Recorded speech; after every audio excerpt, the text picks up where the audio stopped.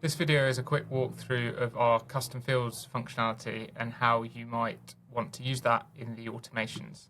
So if you are on the growth plan or above, if I go into my company and custom fields, I've created some custom fields here. And these custom fields are information that you can store against the project.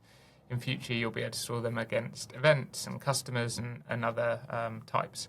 So I can add a new one. I can choose whether at the moment it's a text, so just free text, an email, which I could use to actually update someone that might be a subcontractor about progress of the project, or a drop-down where I can define the options.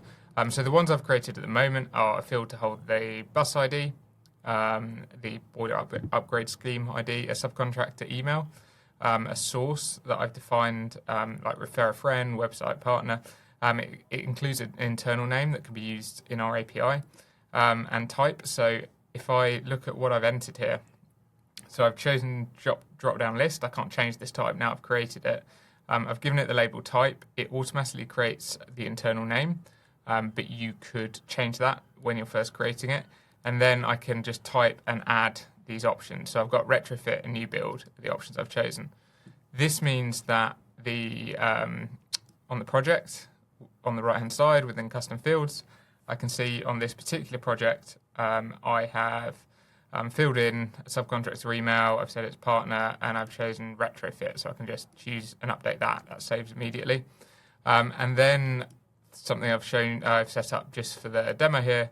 If I go update subcontractor with install type, it will say when the project pipeline stage changes and the so it moves into survey booked and it's still there, then send the subcontractor. So I've chosen to use the custom field subcontractor email, the subject line, and say the install type is the so if I was to type here, I'd say I'd be able to see the custom field value type. So I just drop that variable in.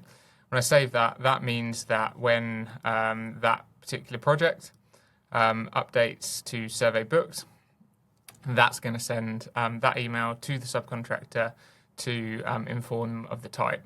Now, this is just one random example. I'm sure you can think of lots and lots of applications where you can make your business a lot more efficient and automated through the use of custom fields.